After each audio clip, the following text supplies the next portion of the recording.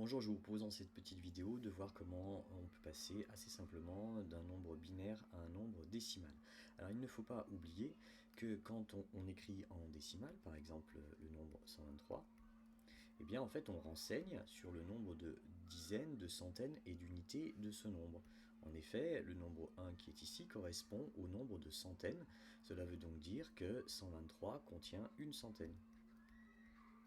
Le nombre qui est ici correspond au nombre de dizaines, donc ce nombre contient donc 2 dizaines, c'est-à-dire 2 fois 10, et le dernier correspond à l'unité, c'est-à-dire 3. On peut aussi voir, et c'est comme cela qu'il faut le voir, ces puissances, ces nombres comme des puissances de 10, c'est-à-dire que 100 c'est bien 10 puissance 2, 10 c'est 10 puissance 1, et 3 ici c'est sous-entendu, 3 fois 1, mais 1 est une puissance de 10 puisque c'est 10 exposant 0. Eh bien ça marche exactement de la même façon pour les nombres binaires, sauf que la base que l'on retient est la base de 2, et donc on va travailler avec des puissances de 2. Et donc ce nombre indique les puissances de 2 que l'on retrouve dans ce nombre. Alors si je trace, voilà, un petit tableau au-dessus de mon nombre, comme ceci, eh bien ce chiffre représentera la puissance de 2 exposant 0, celui-ci la puissance de 2 exposant 1, celui-ci la puissance de 2 exposant 2, etc. 4, 5, 6.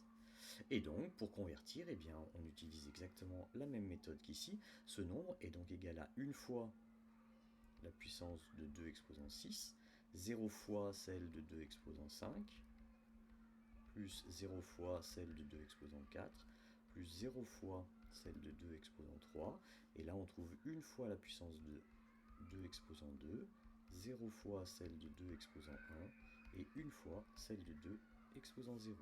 Ce qui nous donne donc 2 exposant 6 c'est 64, plus 2 exposant 2 c'est 4, et 2 exposant 0 c'est 1, donc on a bien 1. Ce qui nous fait donc un nombre décimal, 69 en décimale. Alors, il est peut-être intéressant, parce qu'on va très souvent utiliser des nombres qui sont codés sur un octet, de retenir peut-être les 7 ou les 7 premières puissances de 2 et d'avoir en tête eh bien, le tableau suivant. Donc on va travailler sur les 8 premières puissances de 2 exposant 0 à 2 exposant 7. Donc il me faut 8 colonnes, 1, 2, 3, 4, 5, 6, 7 et 8. Voilà, comme ceci. Donc ici, on aura la puissance de 2 exposant 0, 2 exposant 1, 2 exposant 2, 2 exposant 3, 4, 5, 6 et 7.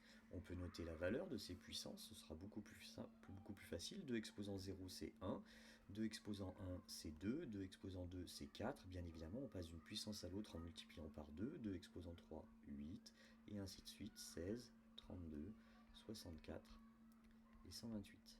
Alors une fois qu'on a fait ce petit tableau au brouillon, eh bien, convertir un nombre binaire devient beaucoup plus aisé, puisqu'il suffit de le reporter dans le tableau et de venir lire la valeur correspondante en décimale. Donc par exemple ici, pour 111,011, alors moi je vous recommande de bien commencer par la droite, donc on a 1, 1, 0, 1, 1, 1, eh bien, on peut directement écrire donc que ce nombre en binaire est égal à 1 fois la puissance de 2 exposant 5, c'est-à-dire 32, plus 1 fois la puissance de 2 exposant 4, c'est-à-dire 16, plus 1 fois la puissance de 2 exposant 8, 2 exposant 3, pardon, c'est-à-dire 8, plus 1 fois la puissance de 2 exposant 1, c'est-à-dire 2, plus 1 fois la puissance de 2 exposant 0, c'est-à-dire 1. 32 et 16, 48, 56, 58, 59 en décimale. Pour le dernier, c'est exactement pareil. On a donc 1, 1, 3 0 derrière, enfin devant plutôt, et 2, 1.